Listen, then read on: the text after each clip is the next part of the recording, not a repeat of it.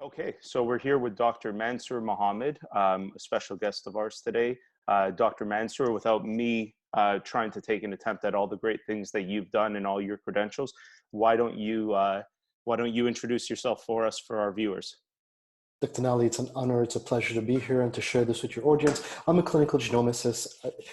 Literally, I guess I can summarize by saying I've made my career and my love and my passion, which is wonderful when you can join between the two, a love of DNA, and specifically a love of the human operating manual, which is what genomics is. So the genome, which is the sum total of the human operating manual, that which you inherit from mom and dad, the study of how that genome works to ensure that it encodes and that it gives the instructions for all of the wonderful things that the human body has to do.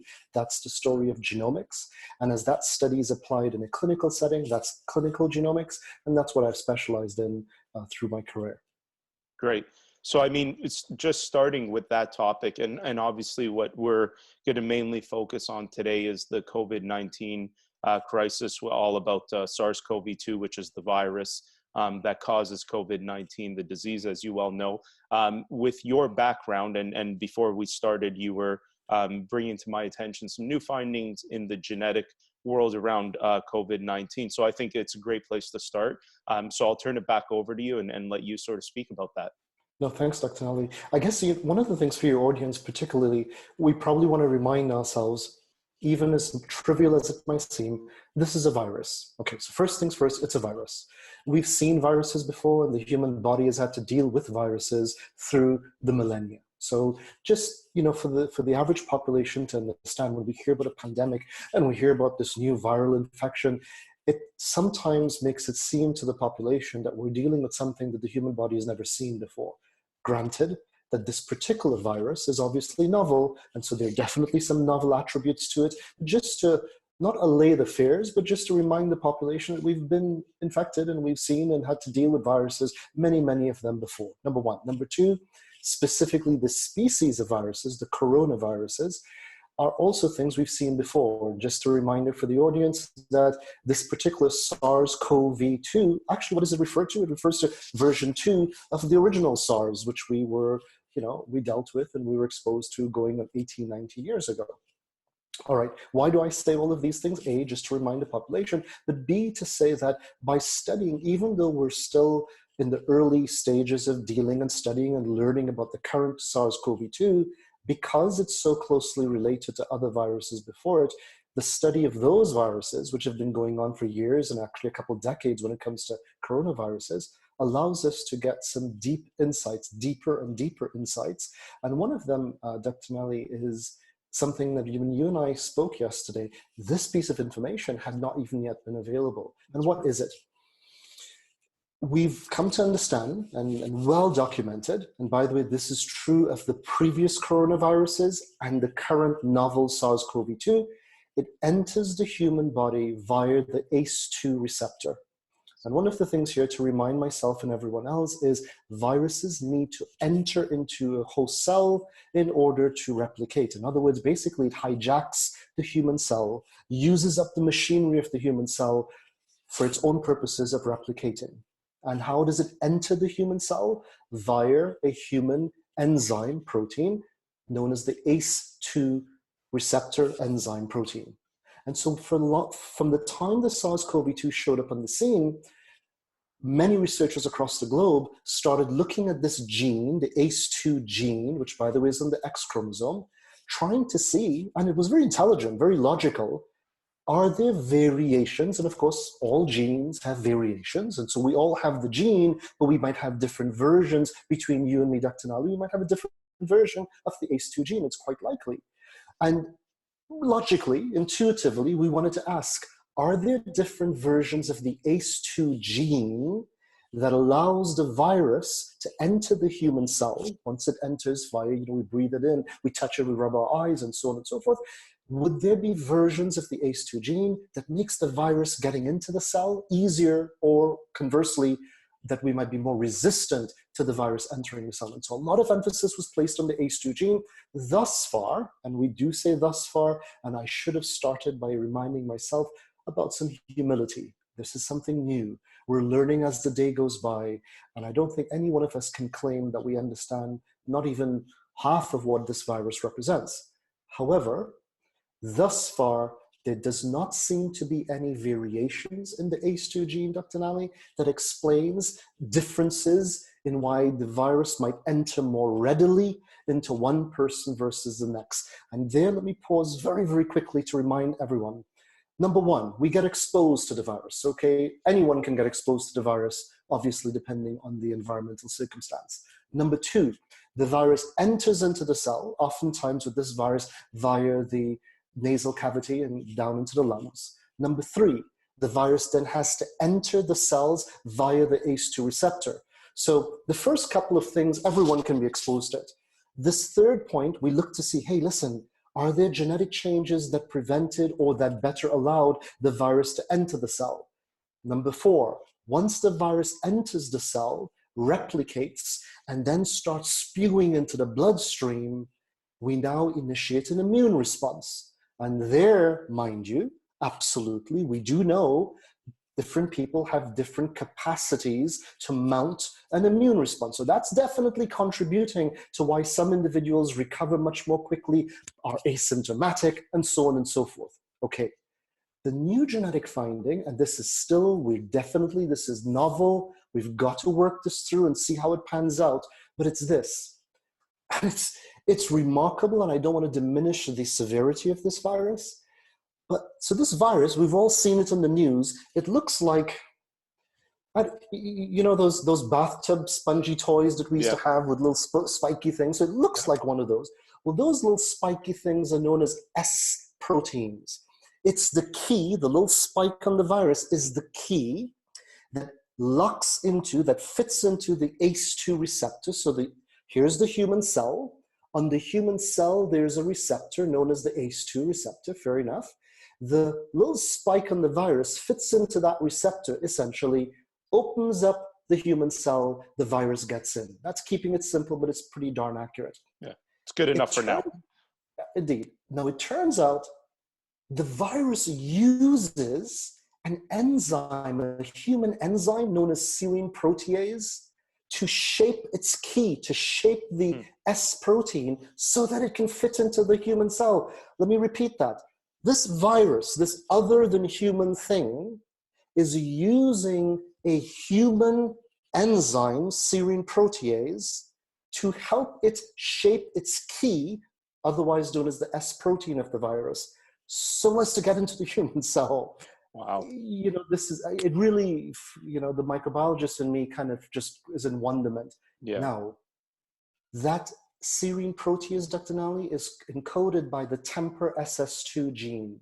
TEMPR, TEMPR SS2 gene, which of course we all have. We have 2 copies of it.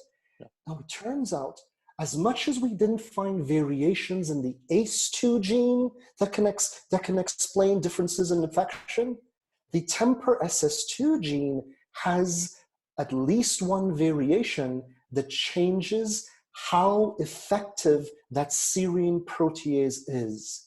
So it looks like we might be staring at a separate gene, the TEMPR SS2 gene, and that within human beings, there is a G version of this gene. And if we carry the G as in George version, which is the allele of the variation in the gene, if you carry the G version of that gene, you may have an enzyme that is more rapidly preparing the virus to enter your own cells.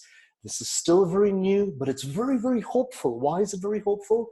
Because there are actually drugs already approved that inhibit the TEMPR SS2 serine protease. So, you know, it's a little ray of light, something that's brand new. These are the type of things that will happen daily, weekly, because of the amazing scientists working on this, Dr. Nalli. And it's for clinicians like yourself, when we see these things, how might we distill this to better educate the population? Right. Yeah. No. And that's great. With that, the TEMPR SS gene, S2. Sorry. Are there any other characteristics? Because most people don't know their genetic profile, as you can imagine, the average person. But is there any indication? I mean, I don't know my genetic profile, but I know obviously I've got brown hair from it. Are there any other things that gene maybe displays that the average person, without being genetically tested, would be aware that they may or may not have that gene? I don't know if that makes sense No, from a genetic. it's totally, no, it totally makes sense. It's a brilliant question. I'll answer it in two parts. One, on the one hand, which by the way comes right back to why maybe a serine protease inhibitor, a temper SS2 inhibitor, could be a good bet. It's actually, if that gene is inhibited, many genes that may be correlated or may be associated with a disease outcome, we go, well, let's go stop that gene from doing its job. However, and as obvious and as logical as that might seem, oftentimes genes and the jobs that they do are so multifarious that even though it's associated with a disease outcome, stopping that gene might also stop other really important jobs in the human body, which is why we don't just willy-nilly blocking genes or turning on genes. Okay. Interestingly, it seems, and again, this is quite young studies, that the temper SS2 gene, when or if inhibited, i.e. when you block the making of the serine protease, it does not seem to have too many ubiquitous effects on the cell, making it a really good target, mind you, for inhibition. So with that being said, you'll see the reflection to your question that there aren't too many obvious sensorial or visible physiologic manifestations of whether you have the G allele versus not, except for maybe this. Other viruses, such as even the more ubiquitous H1N1 virus, seems to also use this serine protease in the processes by which it enters the human cell. And so what you might want to say, to your question, brilliant, we might want to be asking ourselves, health-wise, historically, if and when there is flu season, if and when viruses are going around, how readily do I pick up those viruses? How readily and rapidly do I descend from nominal symptomologies to more serious symptomologies, including things like a pneumonia and so on and so forth? Now, that is not going to be, please, the audience listening, this is not 100% if you fit this group, you are in a risk, but it's just going to be one of those other insights that you should ask yourself. How readily do you, your immune system, your overall health profile, how readily have you dealt with previous viruses? Maybe an indication to your some degree of risk profile with this current virus. That's part of that temper SS2, Dr. Nalli. Excellent question.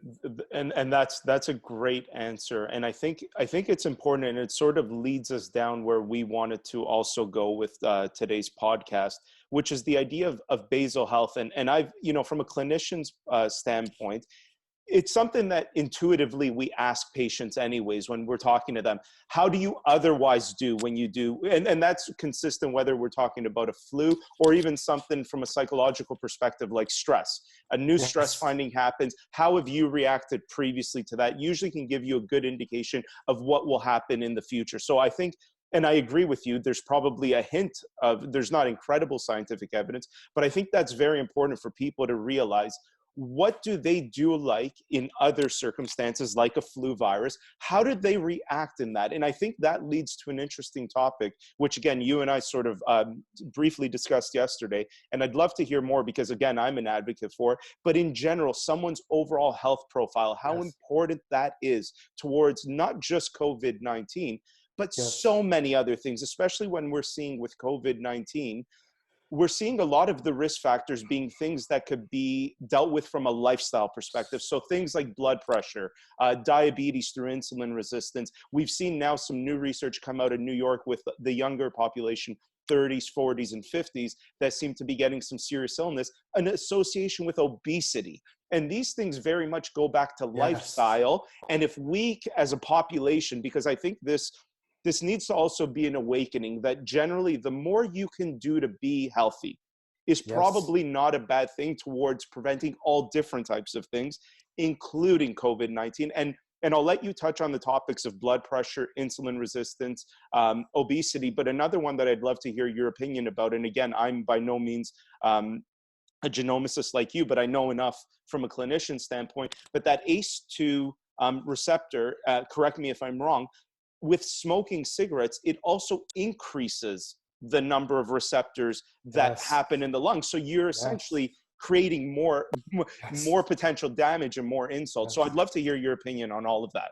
So just the very last point, start there. Absolutely, the research, and this actually came from even older studies on the ACE2 receptor from the previous, what we might call the original SARS virus, that smoking, this introduction of an environmental stress, i.e. the polycyclic aromatic hydrocarbons and the benzopyrenes and all of the other not so nice things that we can inhale, these insults, these chemical insults in our cells, they induce cellular responses. I mean, we observe this in all sorts of physiology. We challenge our body with something and our body reacts to it. Now, the lining of the lung, which is, by the way, one of the tissues, unsurprisingly, where this ACE2 gene is expressed, when challenged, when faced with some of these environmental toxins, the intentional or the unintentional of them, can actually make the endothelial, the luminal cells of the lung express more of the ACE2, which is essentially the doorway that the virus is using. So your point is, it's so radically important. And I think here's the summary, and then I'll try to address, to the little that I can, the various points you've raised. You know, Dr. Nalli, what you've raised is, as a society, when we're affected with a pandemic that clearly, it's certainly stressful, it certainly can lead to mortality in certain segments of the society, and not to mention the ripple effect, the economic effect, the stress factors, the average person is going to feel a bit overwhelmed and a bit out of control, meaning we don't feel like we can do anything about this. You know, we feel the sense of despair. It's so important to remind the population, which is not to diminish the steps we need to take for isolation, for social distancing. We're not diminishing that. But we do need to remind the public that for all of the factors that you've just listed, when the term to the listeners, this is what we call these comorbidities. In other words, here's a viral infection. When you study 1,000 people that were infected and you ask, which of these 1,000 people did not seem to be affected very much? Which of these 1,000 people got affected really badly, up to and including mortality? What Dr. Nalli did there was he listed all of the health conditions, or most of the health conditions, that were you to have those health conditions, how you responded to the virus would put you in the at-risk category. Now, here's the important point. Every single one of those health conditions return to things that we can take some ownership over, generally speaking, right? And mind you, those things have strong genetic clarifiers and stratifiers, strong innate genetic factors that lead to essential hypertension or risk for essential hypertension, strong individual, Dr. Nalli, are you of Italian stock? Maybe? Yes, yeah. Right. Luigi's wouldn't give me many options. So you're of Italian stock. I'm a mutt. I'm from the Caribbean. So, you know, clearly some Asian stock and some other mixes that are common in the Caribbean. Well, between us, assume we are the same age. I think I've got a few years on you. Either that or you got really good youthful genes. But assume we were the same age. Here we are, two young men. Let's say we were college roomies and we were eating the same and we're exercising together and so on and so forth. Our individual risk factors, tendencies, how our bodies responded to sugar, when we ate those carbs, when we ate whatever, pasta, bread, and so on and so forth. These individual, these innate physiological responses can be oftentimes strongly genetically influenced. Right. And so one of the things that's coming from this, Dr. Nalli, and it's not because I'm the geneticist in the room, no, it's to remind individuals that we are sitting at an opportunity time that I believe this pandemic would have taught much larger segments of the society. When this is over and done, Dr. Nalli, I think people are going to start paying more attention to their health, number one.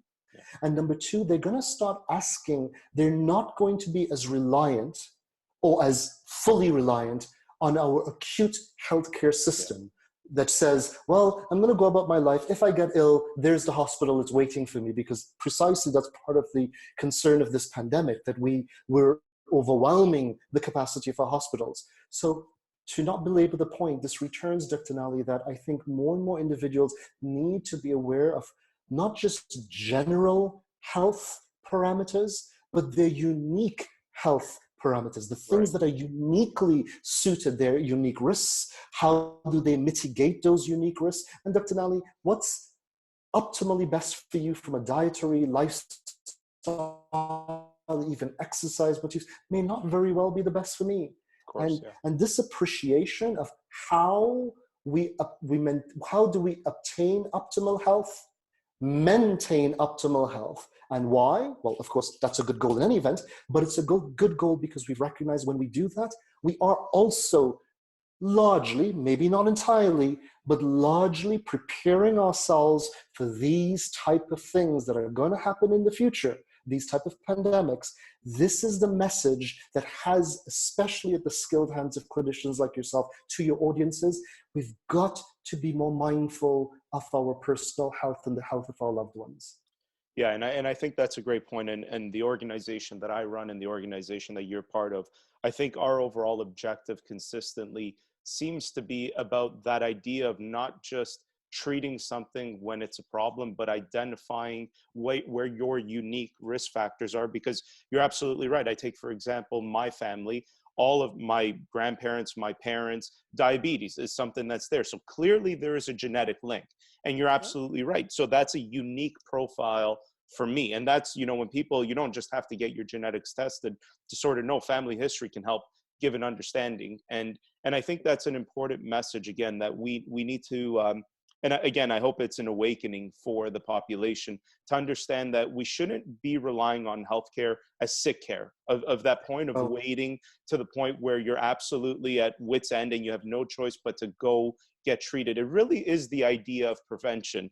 And that brings up an interesting topic when we're talking about, and I often get asked this question about treatment, and people talk about vaccination as a treatment, not realizing that really it's on the preventative strategy, and the medications that we're thinking of, like the anti-malaria drugs, are that treatment, that aspect. And I think those are two important things for people to appreciate. And again, I'd love to get your opinion on that, on the potential treatments that we are working on, like the anti-malaria drugs, and then also on the vaccination, if you'd like. Absolutely. I realized there was a really important point from the previous question. Sure. I want to put this in there. When we talk about, because it just flourishes, it epitomizes what I mean about the uniqueness, and what you're getting at when we talk about the uniqueness. What is optimal for one person may not be for the other. So very, very quickly, what is clear about this virus is that the risk of insulin resistance as a pathway to type 2 diabetes is a risk factor for poor response to this virus. Now, many of us and many of your listeners, when we hear things about type 2 diabetes and insulin resistance, what do we think from a food group? We go, okay, well, what do we need to avoid? Carbs. Right? We're going to avoid the carbs because, of course, those are the things that are metabolized into sugars, glucose, and those are the things that the body responds to with insulin. And, of course, depending on your risk factors of insulin resistance and or any other pathway to a diabetic outcome. But how many of our listeners know that there are genetic precursors such as variations in the ACE gene? And here, I'm using this very purposely. Not the ACE2 gene, which is in chromosome X, but the ACE1 gene, which is in chromosome 17, which is actually, that is the pathway that we take ACE inhibitors and, your angiotensin receptor blockers and so on and so forth. That's the pathway that you're affecting. Now, that ACE1 gene, not the ACE2 gene, two separate genes. That ACE1 gene has variations within it that for some individuals, Dr. Nalli, eating saturated fats induce insulin resistance. Right. Dr. Nalli, I'm sure in your clinic and with your colleagues, we've had those patients who come in and say, I've gone on a ketogenic diet. I've gone on a, ultra low carb diet. They feel great the first month and so on and so forth. By the way, this is not declaiming or trying to minimize these diets, but it's to say there's always that group of individuals. They swear they're not having carbs in their diet or very low carbs, and yet after 3 or so months, their hemoglobin A1Cs start going up. Right. They start behaving as though their body is getting an overdose of carbs when in fact they're in an ultra low carb diet, only to find out that it is the saturated fats in their diet because of their unique genetic proclivity. So just from the last point, did you say something that most people, fats and hemoglobin A1C, fats and insulin resistant? No. Well, very much yes, for a segment of the society. Yeah, and just to interject there, because again, I see this from the clinical perspective outside of just genetics, but one thing that I'm often asked about is which diet is the best diet, right? Whether it's ketogenic or whatever it may be. And it's funny because you get individuals that, you know, the idea is you and I can appreciate that idea of everybody's unique. And so it's really not about which one's best, it's about how do you match them up. Right. And so you get these individuals that have tried every diet. Finally, they get to one, for example, ketogenic, where they say, this is the one and this is the one for everybody. And it's like, no, it's the one for you, because there's a unique aspect about you. And sure, maybe doing the other things that you did never really worked, but you have a unique genetic profile, and what you're really doing is lining that up. So I think that's a great, brilliant point. And I mean, yeah, I with aspects of there was the ACE, the aspects you were talking about with the ACE genetic, the not ACE2, but the first one. Yes. Is there any relation to that with blood pressure? Because I remember when this first started, and it was in Italy, there seemed to be, when they were looking at the research of who was succumbing to serious illness, it seemed like people with high blood pressure that were on these ACE inhibitors, right, seemed to be at risk. And at that time, they didn't really understand whether it was the blood pressure that was the problem or the fact that they may have been on a medication that had an effect on that receptor. Is there anything that you can add to that for me? Brilliant, and so incredibly important. First, let's re-emphasize that the entry point of the virus is ACE2, one gene. Yeah.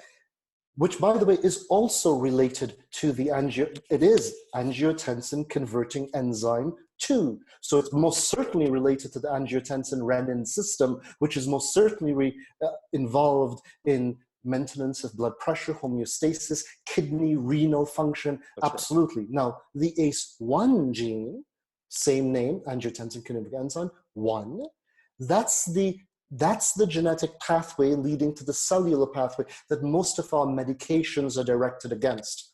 Now, because the two ACE genes do impact the renin-angiotensin system at different places, clearly, and we still have not worked this out, and I am the least of them to have said that we've worked this out, hypertension is definitely one of the risk factors. Now, to your point, it became quite provocative if you saw that one of the comorbidities was hypertension, okay, and they're in certain drugs, and those drugs are influencing, i.e. they're either suppressing or they are blocking or they are somehow interacting and modifying the angiotensin converting renin system. And by the way, it's the same system that the virus is using to get in. Any good scientist is going to say, let's hold on, we've got to look at this closer. And there's one more thing here, and that is just like the cigarette smoke. You see, there's a concept in cell physiology, which is if a cell is challenged by an entity A, like a substance, a metabolite, a chemical A, and A interacts with that cell either through a receptor or an enzyme is breaking it down. When the cell is challenged with A, it often upregulates, it often makes more of the thing that it is trying to address. Right. For example, caffeine. There's a gene, the CYP1A2 gene, that makes the CYP1A2 enzyme, whose job it is to metabolize caffeine and many other jobs. Now, when you get up first thing in the morning, your body isn't making a lot of CYP1A2, all things equal, because there's hopefully no caffeine in your body first thing in the morning. Now, when you drink that first cup of joe and caffeine shows up in the system, Now your body begins to express and make more of the CYP1A2 in order to be responsive to the caffeine. So there was some initial tacit consideration that, wait a minute, are the antihypertensive medications, are they somehow inadvertently, because they're acting on the angiotensin system, is it inadvertently we're blocking or we're dealing with ACE1, but inadvertently upregulating the expression of ACE2, and therefore inadvertently creating more entry points of the human cell to the virus? This has been looked at, and thus far, and I can be entirely wrong today or tomorrow or in the coming days, but thus far, it does not seem to pan out that way. So thus far, the general WHO's recommendation is if you're hypertensive and you're on an antihypertensive, stay on that antihypertensive. Yeah, and that's important. And I mean, yeah, and that's sort of an interesting topic, because we spoke about this too, which leads to the myths around this, all the bad stuff that's being put out there about, you know, and I've seen all kinds of crazy things. Myself, as a chiropractor, I mean, one of the things that I've recently seen, unfortunately, some of my colleagues do, is talk about the idea that spinal manipulation could boost immunity. And you know, just to be clear, every single professional organization within the profession has denounced that. In fact, the World Federation of Chiropractic did a rapid review of the literature and concluded there is no scientific evidence. So, I mean, the goal here is any good practitioner is going to rely on evidence-based informed practice to come with the outcome. So that's an interesting topic. And I know from a manual medicine perspective, that's been some of the stuff out there, but it might be worthwhile to hear. And I've spread that to my listenership in terms of don't listen to that, because I mean, the crazy thing that I think about is if people like that are going to take advantage of you now in these times, what do they do minus COVID-19 is just potentially mind blowing to me. So and I mean, your world with nutrition, genetics, all of those things. What myths are out there that you're hearing that people should really have an eye out for, and really make sure that they're not falling for these things? Because I've seen crazy things, like even self-diagnosis. Hold your breath for 10 seconds. If you can't make it, you've got COVID. Like, you know, I don't know where this stuff comes from, but it's crazy. But I'd love to hear if you've heard of any other things that we can warn the listeners about to be you know, make sure they're doing the right things. Well, I'll say this. I'll say it comes back to that point that you and I have made to each other and that I made earlier, which is when there's a sense of helplessness, you know, when something affects broad swaths of the society and broad swaths of the population, we are sometimes going to find ourselves reaching for straws, because the human condition is we don't want to feel helpless. We want to feel as though we can either explain something or we can treat something. And if the agencies or powers to be, if in our minds they're not, you know, stamping out and eradicating the problem, then it means that there must be something outside of the system, quote unquote. So I just want to emphasize, and Dr. Nalli, and you know, you and I spoke really heartfelt about this yesterday. That is a big concern for me, because you're seeing within some of the professions promulgations of things that are not necessarily, and I'm never going to say, so let me just pause. I'm never going to say that, look, just because you don't understand the modality of something does not mean it has an effect on you, good or bad. Okay? Right. Yep. For sure. So just as because I don't want to be hypocritical here, I've said this before, let me make it clear. The scientific process, the scientific process of hypothesis and go and prove or disprove a hypothesis, what we would call, you know, based on the scientific principle or evidence-based medicine. Yeah. Let's just be honest as well, that even evidence-based medicine has its limits. Of course. Okay? Yeah. Of course. Because not everything that happens to the human body is measurable. Yes. And evidence-based means that you need to be able to detect something in some way, shape, form, or fashion. So detection means you have to have the tool to detect something. And to be abundantly obvious, we don't have all of the tools that we could openly say we understand every process of the human body. Of course. So I do want to start by saying, look, there may be physiologic processes that some practitioners or some, traditional approaches to medicine that is rooted in millennia of understanding the human body, that they may have insights into the human body through which, or with those insights, it might be hard for what we would call evidence-based medicine to track Yep. or to monitor or to solve. I'm Yep. going to say openly, that's very possible, but I course. can't comment on it because, as you know, you and I, we have to take with what we can observe and what we can, and then we will, as clinicians like yourself, beyond the observation, there are things we can just say, look, does this make sense? Yes. Does it seem, based on what we understand of the human body, based on what we understand of the system, the amazing profession of physical manipulation and what it does to the neural circuitry of the body, and just about, we're learning now, I learned very recently, that there are publications showing that the degree of neuronal projections to the gut, almost every cell comes in touch with a neuronal projection. Yeah. In other words, Yeah. we used to think of the neuronal system as this sort of highway system doing these broad swath interactions with the muscles and the organs. It turns out that the neuronal system is exceeding, and you've forgotten more about this than I know, but what I'm trying to say is leaving the door open to still good science, but things that we may not necessarily understand fully, I will leave that door open. Yeah. However, the one that's gotten me recently, Dr. Nalli, I don't know if you saw this, is folks trying to say that viruses are just the excretion of toxins from the body caused by radio waves, i.e. Yes. 5G. 5G. Yeah. Okay. No, okay. I am not, because I'm not going to be hypocritical, I am not going to say that I understand all of the ways in which energy, of which the human body is a living energy conducting organism, can affect the human body. But please, listeners, there are such things as viruses, and it's not just an encapsulated toxin. It is an infectious entity, and it is not just toxins emitting from the body.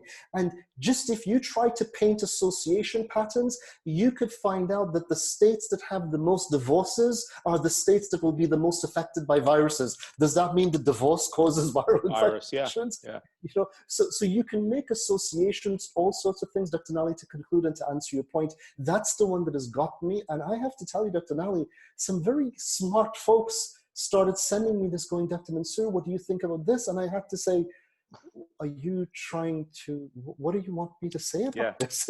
Yeah, it's crazy. Yeah, and Dr. Mansoor, I think that's all important. And I love the way you started there about the scientific method does have its limitations. And I know when we think about the best studies out there are double-blinded randomized control trials, right? Like that's where we put the gold standard of, there are some things that it's so hard to create that process. Case in point with what we do as chiropractors, manipulation. How can you prevent the practitioner giving it from knowing whether they're giving it or not? The patient, there are some studies that are done under anesthesiology, which the patient is then blinded, but you still don't have the practitioner blinded. And those studies are far between, the sample sizes aren't big. So it does have its limitations. And for sure, when you look at this, what evidence-informed practice is not just the best available evidence, it's also clinician experience, which is part of the equation, and what patients want. But I do think we need to caution people for sure when you're hearing the conspiracy theories around the 5G stuff to suggest that, something as crazy as viruses aren't even real is mind-blowing, right? We may not understand the extent of all those other things and how it all works together in outside of the realm of the scientific method and how we know how to do it, but we definitely know viruses exist. This is not a hoax in terms of this isn't real, or I've heard things even about it being genetically engineered. And I mean, people don't realize that these coronaviruses, which are common in animals, and we have coronaviruses like the common cold that we get, it's really just a matter of time. It's always a statistical thing. It's just a matter of time before one gets out, which many have gotten out. It's a matter of time before the right one gets out that matches up perfectly with us and has that balance of being virulent and also a fatality rate more than just negligible, right? And this Yes. seems to be that. And chance can cause that. And somehow Well, people want to believe that it can't be, but it can be.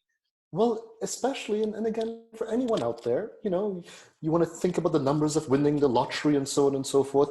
Even if it's a 1 in 1 billion, 1 in 10 billion chance, there are billions and billions and billions of the viruses That's right. that are moving through populations. And so, to Dr. Nalli's point, all it takes, and these viruses are constantly, by the nature, we won't get into the deep biology of viruses, but remember here, viruses need to co-opt. They need to go into a cell, co-opt the machinery of that cell, including the DNA replication and the RNA system of the cell, so that many times when a virus enters a cell, including a human cell, when it leaves, it's not identical to when it entered. That's right. There are slight changes happening. And Yeah. this is happening, one of the beautiful, I almost said beautiful things. I'm sorry, it's just I am amazed by biology. Yeah, So I know what you mean. not one of the beautiful things. We forgive you. Yeah. But this SARS-CoV-2 virus, Dr. Nalli, when it enters the human cell, it's replicating and spewing forth progeny viruses at 1,000 times more than other coronaviruses. Right. Think about that. Now, my point, and to your point, which is that's from one cell, Yeah. from one person, from when you've got this happening, and each time this virus has the potential to replicate, one of the things that we are going to be facing, and God willing not, but we've also got to understand that vaccines and how they work to prepare the immune system for what it may be challenged with, those vaccines are absolutely relevant, but they're also somewhat limited to the extent that the thing you're going to be exposed to is the same thing that the vaccine prepared your body for. That's right. And if the thing that you're going to be exposed to 6 months from now, 12 months from now, 2 years from now has changed remarkably enough, which to your point with viruses is quite easy to have happen, we've also got to look, not, I've heard, and with all respect, vaccines are going to be an important part of our arsenal to this pandemic. Absolutely. Yes. Yeah. But it cannot be the only part of the arsenal. It cannot. Because we are going to give ourselves a false expectation that, look, we're good to go for any other version of this SARS-CoV-2. That's right. And the SARS-CoV-2 is mutating within the human population, and it's been mutating within the bat population and within the animal population that it calls its home before it even gets to the human population. So we've got to be smarter about, to your brilliant point, Dr. Nalli, the stratification, which brings us back to that question you're asking, the stratification of the ways in which our arsenal to treat this and other future such viruses. And so I would say this, and Dr. Nalli, again, you know more of this than you've forgotten more about this than I know. I doubt that. the first thing we both can agree, the first thing in the arsenal, which is what people are not talking about, is the arsenal of your health. Yeah. Do something about your health. Yeah. A brilliant MD, he's a frontliner in New York, Dr. Vincent Pedro. God, Vincent, if I got your last name wrong and you're listening to this, please forgive me. He's a brilliant MD on the front lines in New York. We did a podcast a few weeks ago together, one of the good podcasts. I've had a few interesting ones recently. I hope this is under the good. No, this is brilliant, Dr. Nalli. He's brilliant medical. Here are the things we're doing, and he was informing the audience of the oxygenation and so on. At the end of the podcast, the interviewer said to each of us, leave with one pop piece of information that we think if the audience could do this, it would help. And so we all kind of gave up. Got to Vince, and you know what he said?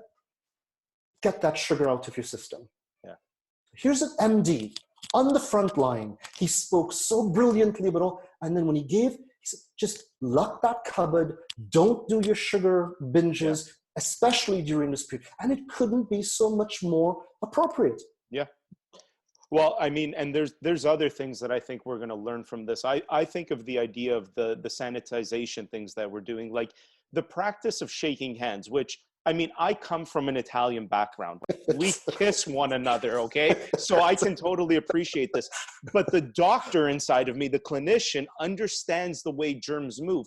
You know what? If the world moved to a point where you and I can acknowledge one another without actually having to touch one another during a business meeting or something, I don't think that's the worst thing in the world, right? I think that might be good, and it is going to help. Your point, Dr. Mansoor, about the vaccination is brilliant, and it's easy to understand for anybody. Just look at the flu. We hear about this every single year, that what we are given is not necessarily the flu that is going to be there. So its effectiveness might only be 50%, which is important because it could still prevent serious illness. So, yes. And so there's a lot of advantages to that. It may immunize a large number of people. There's a lot of things. But imagine if you had, imagine just with the flu, forget COVID-19.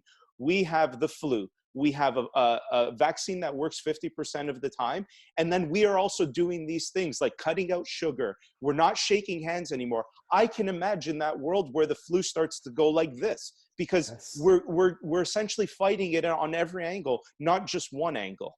And that, Dr. Nalli, if we, not saying that that's where we end this, but had we to have ended on that, that is the point that is so incredibly important to emphasize.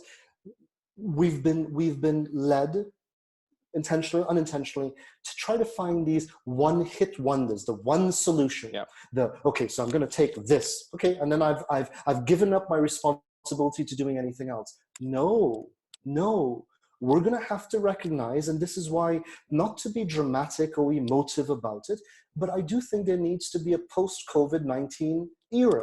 And that post-COVID-19 era, because look, face it, anyone who's in North America, at least, North America, other parts of the world, God forbid, you know, and please forgive me, I'm not going to go off on this tangent, but I do think it's important for our listeners to hear this. Yeah, please. This pandemic has shaken our conscience. It's shaken our sense of safety. It's shaken our sense of economy. There are many other parts of the world where this is their normal existence. I'm so happy you brought that up, because I've been saying this for weeks, that there's other parts in the world that are looking at us and they're just saying, what the hell are you guys complaining about? We live like this every single day, plus add war to that, plus add other virulent diseases that can kill. Like, it's crazy. And this is where people that live in the great parts of the world like we do, there has to be this deep sense of appreciation. And when we say, why should we have to help one another? Because we're lucky, just by the very nature that either we were born here, our parents brought us here, whatever, we are the lucky. It is an incredible point. And I think, Dr. Mansoor, I think I totally agree with you on that. Yeah. So one of this post-pandemic era ripple effect things, as a society, as countries that are blessed that we are to be in a country like Canada, for heaven's sakes, where we can still turn on the tap and expect that the water that I'm going to drink at least isn't going to get me profoundly ill. Yeah.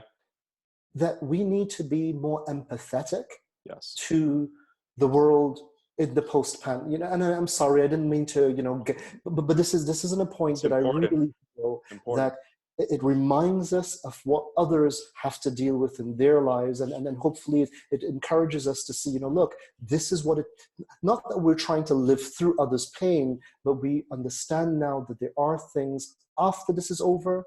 To your point, it doesn't have to just return to the same old. No. In fact, it shouldn't return to the, we need to learn from these things, both of what we're going to avoid, both from what we're going to at least be more empathetic, that we're going to understand that our countries build healthcare systems. They're disease care systems. They're not health care systems.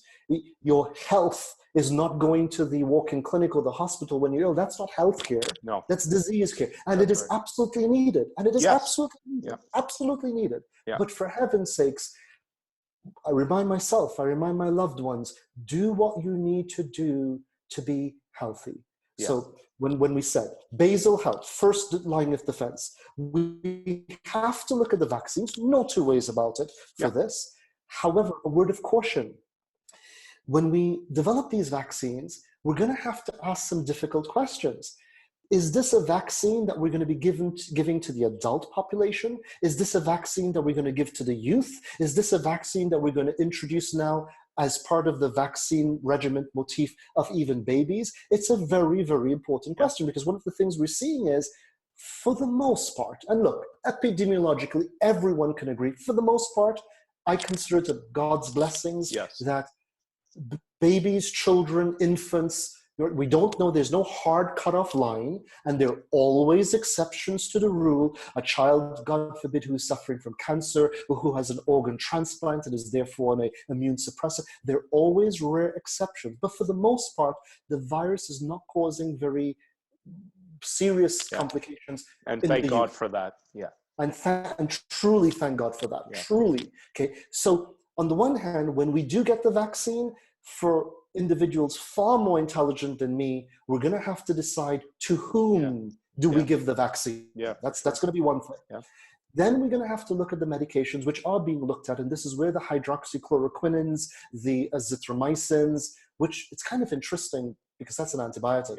It is. We'll put that to the side. By the way, folks, we're not treating a virus with an antibiotic. That's not why when you read things about the azithromycin, is that azithromycin, as much as it's an antibiotic, has certain properties that are making it beneficial in a certain response. It's a unchecked inflammatory response in your body known as a cytokine storm. And so the medications that we're looking at, generally speaking, are in the realm of treating that, because for the most of the bad outcomes of this virus can be boiled down to a hyphenated word: your inflammation and anti-inflammation. It's what this virus is causing in its extreme is hyper localized or generic, depending, inflammation, uncontrolled inflammation. And so most of the medications we're looking at right now are addressing, quiescing that inflammation. So now we've got basal health, vaccines, but when it comes to the right part of the population, the medications to address the acute inflammation. And Dr. Nalli, you know, and I actually don't know. There are reports as to whether there is a somewhat prophylactic property to some of these medications, like the hydroxychloroquinins. Yeah, there are. I mean, even with the antibiotics too, one of the concerns always with bad viral infections is the concern for pneumonia to develop, and when that weakens you may get bacteria that leads to pneumonia. So there's also exactly. So it's multifactorial, but yes is the short answer, I guess. So I think, to the listeners, we're going to have to keep watching here. Now I'm going to have a little comment on that, but we're going to have to be mindful, keep up with the medical alerts, and be aware of where the medication level is going. Now, there's one other splice in here, and that is immune responses, meaning serum from individuals who have recovered from the virus has also been in clinical trials, and that is showing some benefit. It's showing to and then, Dr. Nalli, so 2 points, and this is where we're going to get to that fringe, that up to where I'm, okay. First, I just said, and I corrected myself, we have to watch for, some of these breakouts in the news. I did a brilliant podcast with Dr. Jill Carnahan, an MD, one of the best known MDs in the US, female MD, huge social media presence, and so on. Just such an awesome young woman. And she said, she gave me this anecdote, Dr. Nalli. She said that she had not watched a television for X number of months, and that she had made it her personal, and by the way, that spilt over into the pandemic, that she was going to control how much of this media was bombarding her. Because here we are locked in our homes, generally speaking. We've got children that are not going to school, and so on and so forth. We're in a family rubric situation that is rare, and the news is playing 24/7 more sensationalized than the one before it. The new death count, it was 700, now it's 800, now it's not to diminish any of this pain and suffering, but we've got to understand we respond to these things.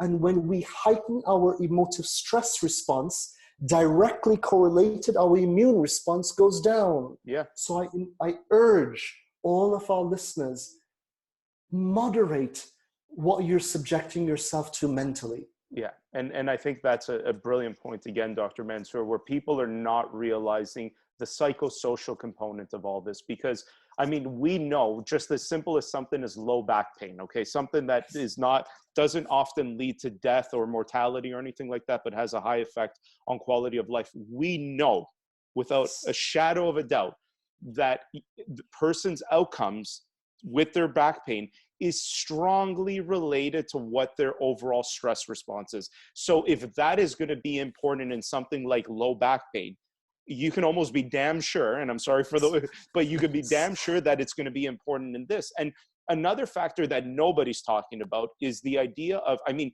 social isolation is what we do to prisoners. And it's fine when you're at home, but can you imagine an elderly person? And I think there has to be a contributing factor to mortality in this. Right now, what's happening, I have family in Italy that I still keep in close contact with. One of the saddest things that's happening right now that nobody is really talking about, people are dying, and when you're being brought to the hospital, your loved ones are not coming with you. They're not there to give you a holding hand, give you that, let's get through this together. You are left there on your own, and social isolation breaks people. And could you imagine someone who's suffering with ARDS, the acute respiratory distress syndrome? They are older. They already are facing that life crisis of mortality. Now, couple that with them being alone, they end up dying. And then coupled with the fact that in most cultures, when people die, you come together as a community, friends, family, to be there for one another, right? That's not happening right now. Yes. And that psychosocial factor has to be contributing to the mortality. I don't have hard research to support that, but this goes back to your point where the scientific method, I know from a clinician standpoint with other things like low back pain, I know for sure that's contributing. And if it is not, color me pink and call me something else. Exactly. And then here's a nuance to that, Dr. Nalli. We just said, and by the way, that has definitely proven out in the epidemiological studies, that the youth population, we don't know what that cutoff is, but certainly babies, toddlers, infants, small children, into the teenage years, don't seem to be anywhere close as negatively affected by the virus. Okay, so naturally, we're not paying too much attention to them from an acute disease perspective. Yeah. Those children are now at home. They're not at school. They don't have their companionship with their mates. They're at home. And what are they doing at home? They're seeing mom and dad stressed, oftentimes appropriately, if economic stresses, worry over loved ones, and so on and so forth. Those children, mental disorders, including things like depression, clinical anxiety, they tend to be triggered right around puberty, and there's some other biologic reasons for that. So we're subjecting a whole bandwidth of our society, that bandwidth of youth that are home, that are on the one hand not being really focused on because appropriately from the viral infection perspective, but are no one talking about them to the psychological instigators at a whole societal level. Yeah. In other words, we're performing a clinical trial here that's not a very good one, and that we're not damage. Collateral damage. Yeah. Okay. Yeah, this friendly fire is what they would call it in warfare, right? So indeed. And we've got to be mindful of these because we're triggering anxieties, and those anxieties under these conditions set the stage for poor emotive responses for the rest of your life. Yeah. For the rest of your life. Yeah, there's so many things here to talk about. We'll go on to a couple more points, that way we don't make the length of this podcast all too long, but I think it would almost be a disservice to just stop it now, because I think the information that you're providing us is so incredible. And I think of one of the other things that I really wanted to touch on, and we spoke about it briefly, and maybe we'll move towards ending after this. But we spoke about really the well-known symptoms around this. Everybody's worried about fever and cough, right? And that's really, but when we spoke yesterday and provide us with more insight, it's interesting. We may not know the extent of the array of symptoms that people are potentially have, and we think it's not related to COVID, but meanwhile it may be. And so we're getting this false sense that COVID only presents as fever and cough, and that may be hurting us in the long term with truly understanding where this virus is at, mortality rates, all of those things. So I think any insight on that would be really, really appreciated for the listeners. We, you know, and we've put it in the name, SARS, severe acute respiratory syndrome. So it seems like, well, it has to have something to do with the lung. It's a pulmonary disease. Well, it's not. And there's a silver lining here that just for the listeners that we need to know, please, when you look at those mortality numbers and our hearts, and we grieve for the families affected by this, when you see a mortality number of 2%, how was that calculated? It was calculated based on, for every 100 people that was confirmed to have the virus, that's right, 2 of those people died, for example. But remember, those 100 people that were confirmed, they had to either be sick enough to have shown up to be tested, or be whatever, you know, whether privileged from the perspective of being maybe in the medical field, and so they had to be tested because of safety for themselves. That's right. The point of it is, for every 100 people that are tested, from which we get the 2%, there's an exponential number of people that are not tested, that do have the virus, such that the actual mortality rate is significantly less than 2%. And so I just want to remind myself, remind your listeners, Dr. Nalli, that we do have to sometimes just kind of put a reality check on those numbers. Yeah. And in this case, it would help us. Not that it diminishes the suffering of those who lost loved ones, but it helps the broader society to understand the mortality rate here is likely to be much, much less than we're currently reading it to be. Now, the point of what and hidden in there is what you've asked, which is because so many people might actually have this virus. And either we go from everything from asymptomatic, we've seen the news releases that they're probably likely the ones spreading the virus because they just don't know they're infected. They have no symptoms. But it's not just asymptomatic. You may have gotten up one morning in this last 3 months, feeling a little nauseous, had some diarrhea. It lasted for a couple of days. You're probably scratching your head thinking about the food that you ate, that you know, leftovers, and not realize that might have been your symptomology. Simply feeling foggy-headed, without a cough, without breathing difficulties, and not realize that might have been yours, because, by the way, it seems the neural lining, the myelin sheaths, Dr. Nalli, this is right in your subspecialty, which is, of course, where we get the aches and the pains associated with many viral infections. That's something to look out for.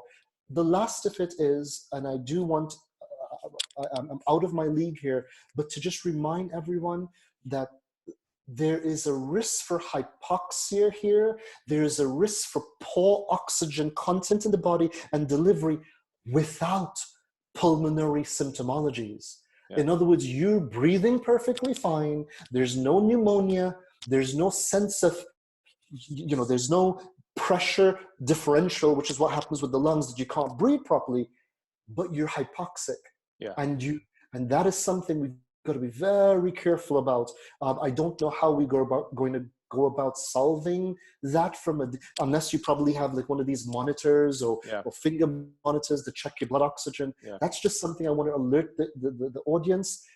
Without getting into the details, this virus seems to be causing hypoxia from within, not just because the oxygen isn't getting from the lungs into the bloodstream, but despite the oxygen getting from the lungs into the bloodstream, your body in some individuals may not be carrying enough oxygen secondary to this virus. That's something we've got to alert our audience to. And that's very, very important from a clinical standpoint. Dr. Mansoor, everything that you have provided us on behalf of all the listeners, I appreciate. I think it's important that professionals such as yourself, myself, that are not, everybody always looks to just medical doctors for advice, but healthcare is a multifactorial system that has all different types of professionals. Myself as a doctor of chiropractic, you're a PhD. We can bring so much together, and we've had medical doctor guests, we'll continue to have them, but I really appreciate that. Before we cut it here, is there anything else that you feel from your end? Then go for it. So two things actually to throw it back at you. When I say throw it back at you, one of the things, Dr. Nalli, teach your patients, even if it's by video, teach your patients how to breathe, Dr. Nalli. Right. Yeah. And remind patients about the physiology of the diaphragm and of breathing and of taking the time to oxygenize. So, and use your insights about how that works and the postures of allowing, versus folks that if they can't, they're starting to develop respiratory distress, lying on their back, one of the worst things you can do. Yeah. And so use your amazing insights of the human physiology and how get some videos out there, get some, little quick pointers on that. We need some of that going back out into the community. On our side, it's the point which is, maybe we touched it on the radio show on Saturday. We often led to believe that micronutrients, whether it's vitamin C, whether it's vitamin D, there's no evidence for these things. Let's just make it clear.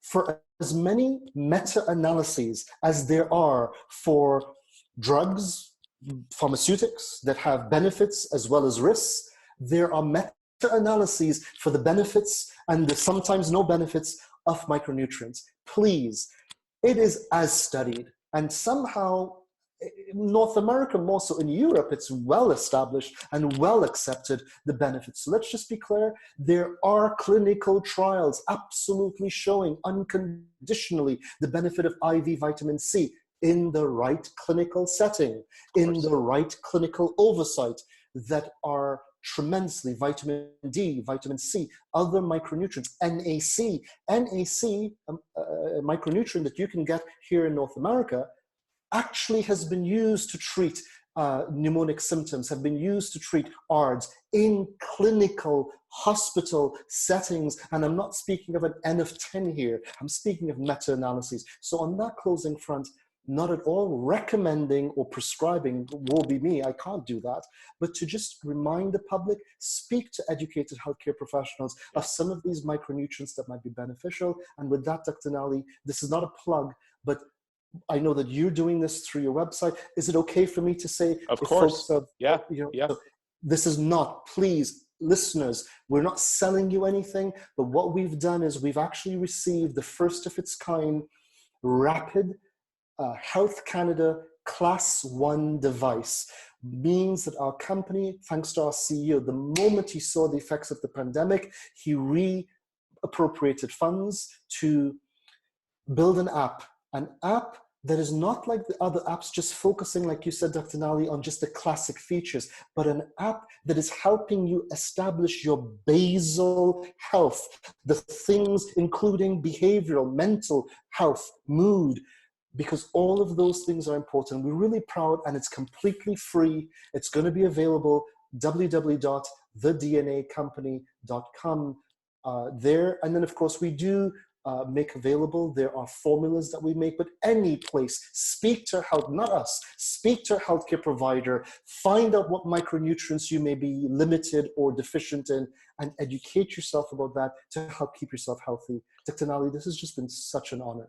No, thank you. The honor's been mine, Dr. Mansoor. I love the idea of the micronutrients. I think that we will focus on that for probably the radio aspect on the global news, because I think people need to hear that, and people need to really understand the multifactorial nature of all this. And I think you're right. I always tell people the biggest thing you want to look for in every healthcare professional is their ability to know that they're not someone that knows everything about everything, right? And just the way you've spoken tells me that you know what you know, but you're not closing out to everybody else. And that's the sign of a good professional. And I thank you so much for being here with us today, providing all of your insight. I think what you guys have done with that app is tremendous. That's, we've seen so much around the self-diagnosis, which is like 4 or 5 simple questions. It's so much more than that. And I think the fact that you guys have done that, It's www.thednacompany.com. Is that right? That is correct. Just Perfect. spelled out, thednacompany.com. That's it. Perfect. Dr. Mansoor, thank you. A pleasure. Absolute pleasure.